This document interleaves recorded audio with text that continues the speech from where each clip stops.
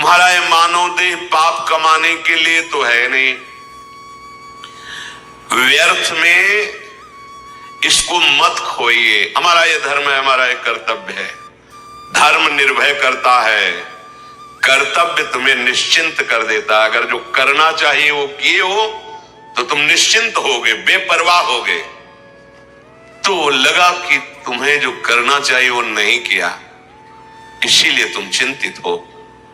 अभी मानव जीवन का जो परम धर्म है, परम कर्तव्य है, उसे नहीं समझ पाए।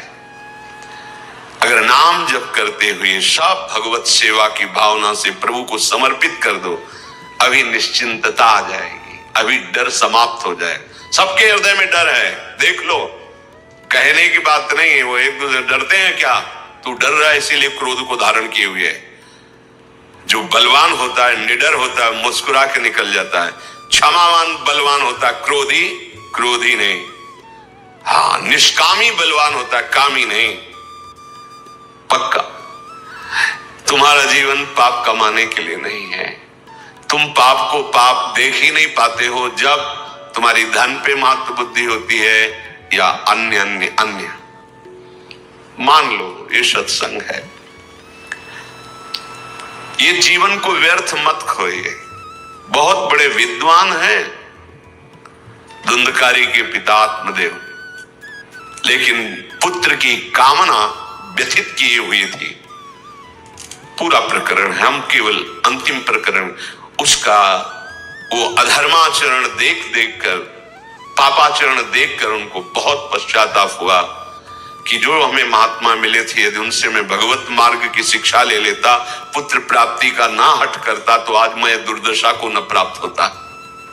अब गोकर्ण जी से कहा कि बेटा मैं क्या कर सकता हूं, अब मेरी अंतिम समय की श्वासें बची जितनी, कैसे मुझे भगवान मिल सकते। मैं जान गया, मुझे वैराग्य हो रहा है संसार से।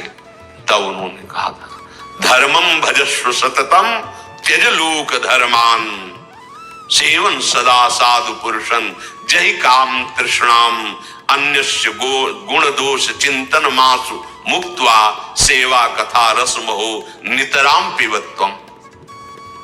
हे पिताश्री गोकर्ण जी ने कहा, धर्मम भजस्व सततम, सतत धर्म का भजन करना चाहिए।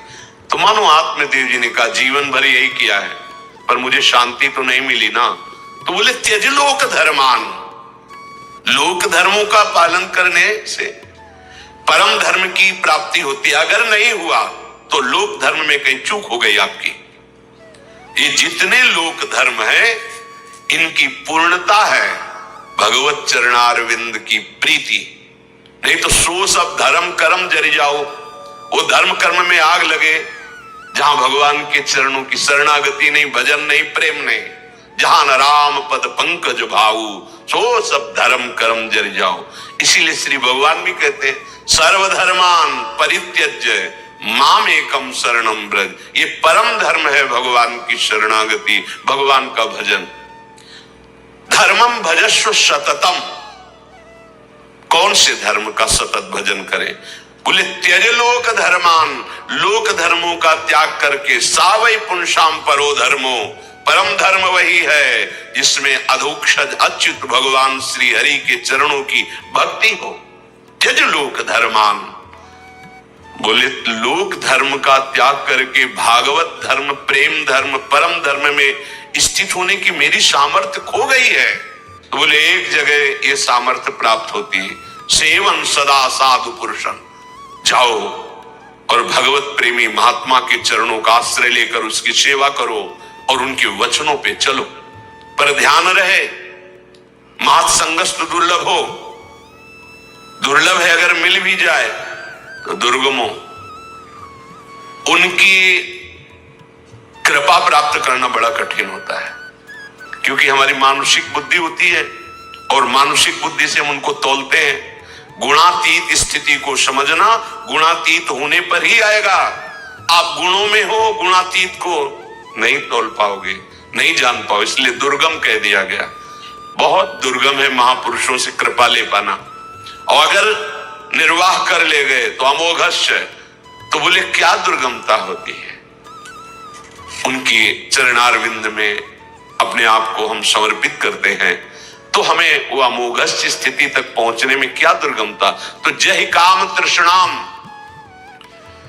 सुने हुए भोगों की कामना भोगने के लिए, भोगे हुए भोगों को भोगने की इच्छा तृष्णा, ये काम कामना वासना मनते करियति दूर, इनका मूल है मद मान अभिमान। गुरुपद पंकज सेवा तीसरी भक्ति अमान। महापुरुषों के पास मान रहित होकर रहे, अगर मान रखोगे तो बहुत हानि हो जाएगी, चाहे जितने वर्ष रहो लाभ नहीं ले पाओगे।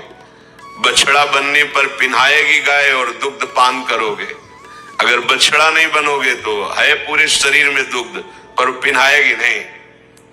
बच्चा मान रहित होता है, मां डांटे तो भी मां की तरफ ही भागेगा, किसी अन्य की तरफ नहीं। छोटा बच्चा मां थप्पड़ मारे तो लिपटेगा वो मां की ही।